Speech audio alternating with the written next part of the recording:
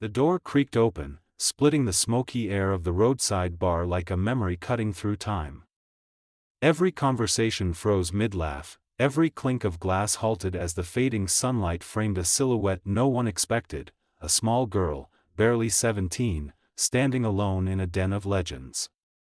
Her sneakers were muddy, her jeans torn, and her jacket, too big for her frame, carried a ghost on its back. The laughter came first, rough and rolling, from the kind of men who weren't used to being surprised.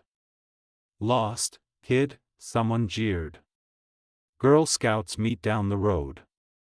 But the girl didn't flinch.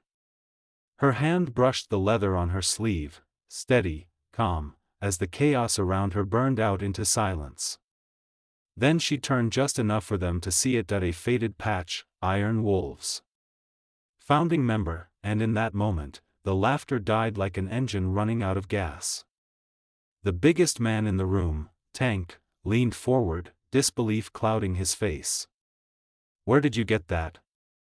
The girl's voice was soft, trembling but fierce with truth. "This jacket belonged to my father. Eli Rivers." The name hit like thunder.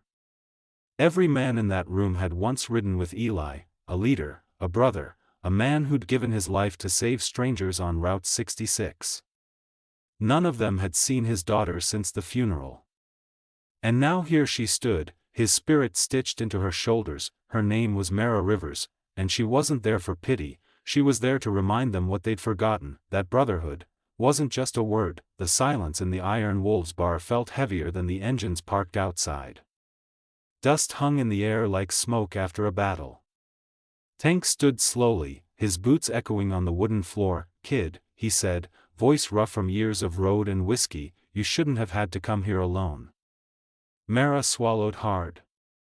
Her fingers gripped the frayed cuff of her father's jacket. "Mom's sick," she said quietly. "Hospital bills. The roof's leaking. I tried everything. But she always told me, if I was ever lost, Dad's brothers would never let us fall." No one moved. The words carved through the bar like steel. For years, they'd sworn loyalty to Eli's memory, but loyalty was easy to say and hard to live. Time had dulled their edges. Then Tank took off his cap and rubbed his face. "You hear that, boys?" he said, voice cracking. "We let Eli's family down." It was enough. That night, the Iron Wolves roared back to life. Engines thundered beneath the stars as Mara rode home in the middle of a convoy of gleaming chrome and leather. The town lights blurred in her teary eyes, not from fear, but from disbelief.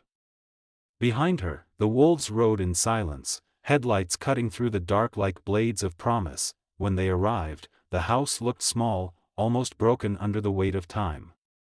But the bikers didn't hesitate.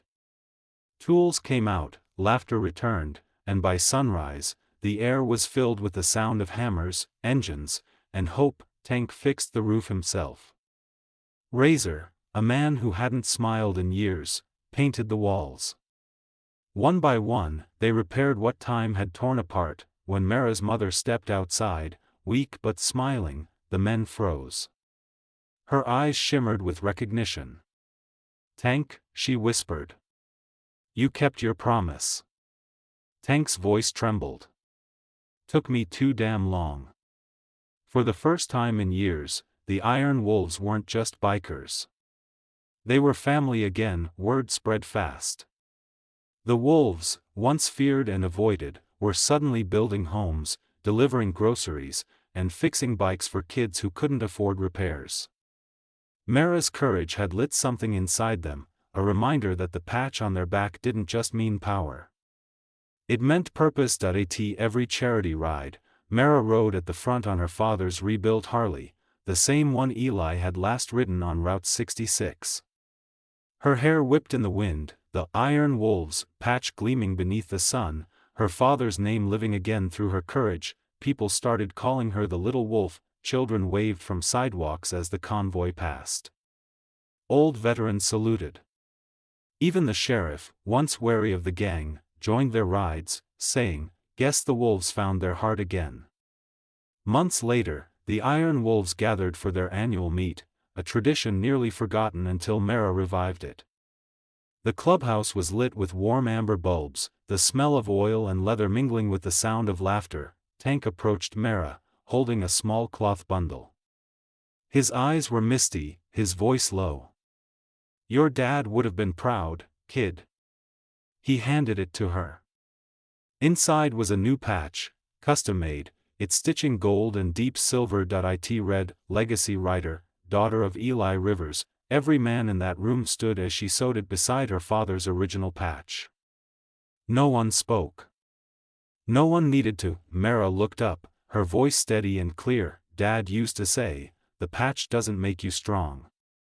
It reminds you who you ride for." The room fell silent. Tank's jaw tightened.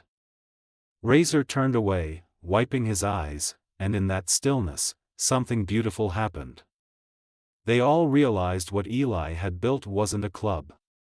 It was a brotherhood stitched together by love, loyalty, and the kind of courage that never shouts. It simply shows up. From that day on, wherever the Iron Wolves rode, people noticed the small figure leading the pack, her jacket glinting with two patches, one faded, one new. The world saw not just a biker girl, but a living bridge between past and present. She wasn't just carrying her father's legacy, she was writing her own. Years later, the Iron Wolves became more than a name, they became a movement. They built a shelter for families of fallen riders. They donated bikes to veterans who needed transport.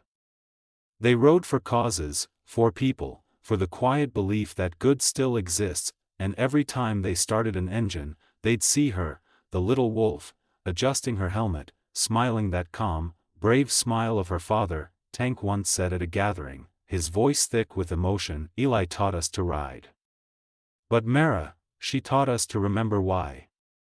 When the engines roared down Route 66 again, sunlight caught on Mara's twin patches, shining like fire in motion, and as the horizon swallowed them whole, one thing became clear: kindness, like legacy, never fades.